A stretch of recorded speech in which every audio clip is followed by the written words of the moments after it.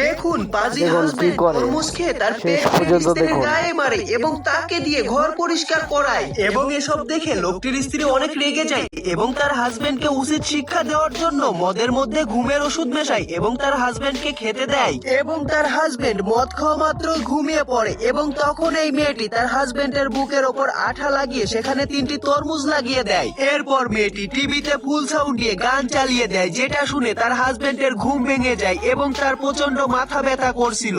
এরপর সে নিজের পেটের দিকে তাকিয়ে অবাক হয়ে যায় এবং তার পেট থেকে তরমুজটাকে সারানোর চেষ্টা করতে থাকে।